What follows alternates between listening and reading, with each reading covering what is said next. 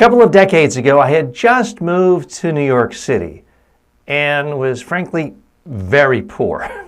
I had been invited to give a speech at a political organization, a political club. It happened to be the same political party I was a part of.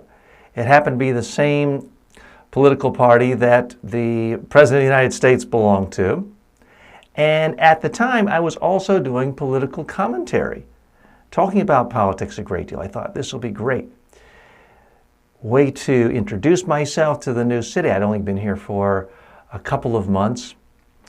And I brought my video camera to demonstrate everything. So I went, gave the speech, and I noticed right at the beginning, lots of stony faces. Then I was saying more and more positive things about the incumbent president, who was in the party that the members of this club were devoted to, and people were looking angry. I'm starting to make fun of the incumbent president's political opponents, thinking, well, that'll get them on my side. And they just got angrier. After a while, they practically booed me off the stage. Some lady came up to me afterwards and said, yeah, young man, how long have you been here? And why do you think we want to hear from someone like you? It's like just a disaster. No applause, not even a thank you, and just people kind of walking off. So what happened? Well, it just so happened that every community can be a little different, and New York City, especially Manhattan, is different from any other place in the United States. I had been living in Florida, North Carolina the rest of my life, and I didn't know that much about Manhattan. And in Manhattan, the politics are much more skewed.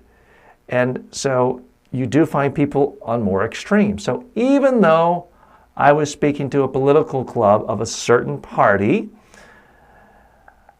they didn't like that incumbent president because they didn't think he was pure enough to their ideals. So they only wanted to hear someone who was going to bash and attack the president of their own party, and he happened to be someone I liked.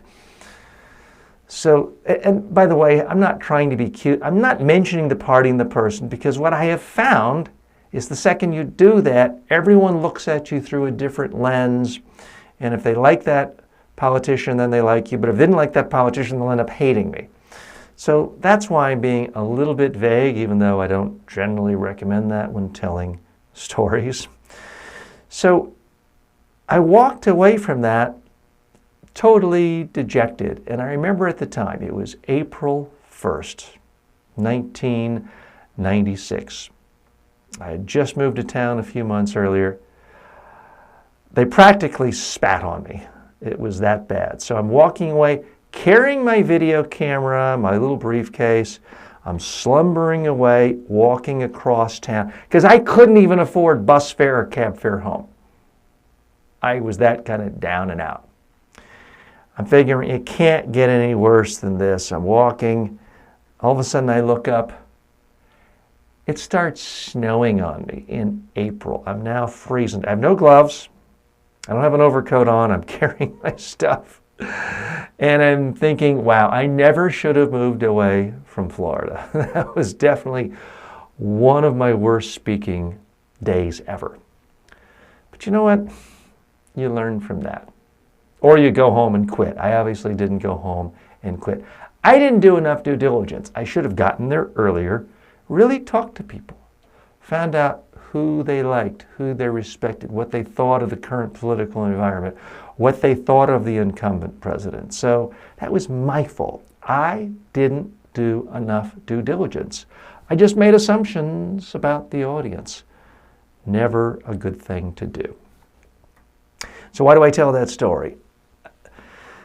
Pretty obvious. I just want people to do more research on their audience before they give presentations, so they are not surprised by a negative reaction from the audience because they misjudged the audience. You can't do it perfectly every time, but you can get there early and ask questions that will allow you to tweak your message in a way that may resonate. I'm not suggesting you just tell any audience what they want to hear, but certainly if you know certain subjects are going to scare away people or distract them or make them hate you, maybe you want to go in another direction.